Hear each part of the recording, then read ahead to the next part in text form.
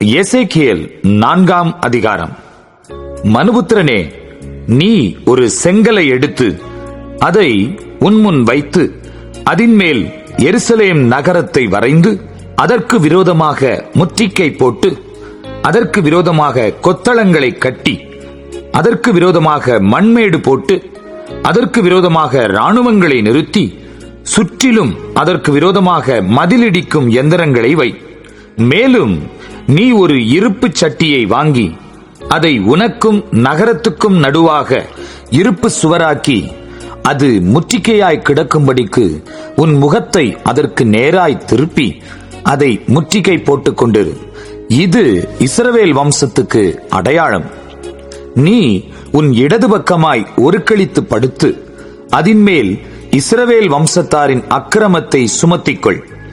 நீ அந்த பக்கமாய் ஒருக்களித்திருக்கும் நாட்களின் இலக்கத்தின்படியே அவர்களுடைய அக்கிரமத்தை சுமப்பாய். அவர்களுடைய அக்கிரமத்தின் வருஷங்களை உனக்கு நாட்கணக்காய் எண்ண கட்டளையிட்டேன். 390 நாட்கள் வரைக்கும் நீ இஸ்ரவேல் வம்சத்தாரின் அக்கிரமத்தை சுமக்க வேண்டும். நீ இவைகளை நிறைவேற்றின பின்பு மறுபடியும் உன் வலது பக்கமாய் ஒருக்களித்து யூதா வம்சத்தாரின் அக்கிரமத்தை 40 நாள் வரைக்கும் சுமக்க வேண்டும். ஒவ்வொரு வருஷத்துக்கு பதிலாக ஒவ்வொரு நாளை உனக்கு கட்டளையிட்டேன். நீ எருசலேமின் முற்றிக்கைக்கு நேராக திருப்பிய முகமும் திறந்த புயமுமாக இருந்து அதற்கு விரோதமாக தீர்க்க தரிசனம் சொல்லு. இதோ, நீ அதை முற்றிக்கை போடும் நாட்களை நிறைவேற்று மட்டும் ஒரு பக்கத்திலிருந்து மறுபக்கத்தில் புரளக்கூடாதபடிக்கு உன்னை கயிறுகளால் கட்டுவேன். நீ கோதுமையையும் வார்கோதுமையையும் பெரும் பயற்றையும் சிறு பயற்றையும் தினையையும் கம்பையும் வாங்கி அவைகளை ஒரு பாத்திரத்திலே போட்டு அவைகளால் உனக்கு அப்பஞ்சுடுவாய்.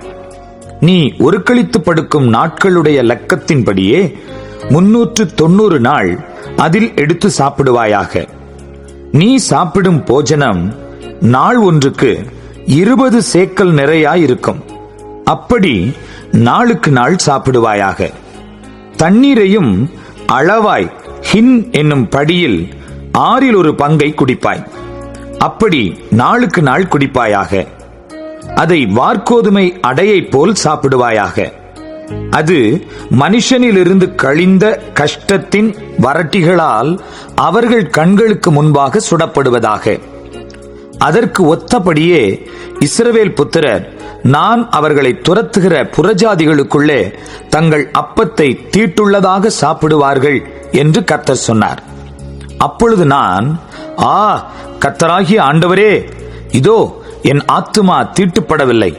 தானாய் செத்ததையாவது பீருண்டதையாவது நான் என் சிறுவயது முதல் இதுவரைக்கும் சாப்பிட்டதில்லை. அருவருப்பான இறைச்சி என் வாய்க்குட்பட்டதுமில்லை என்றேன்.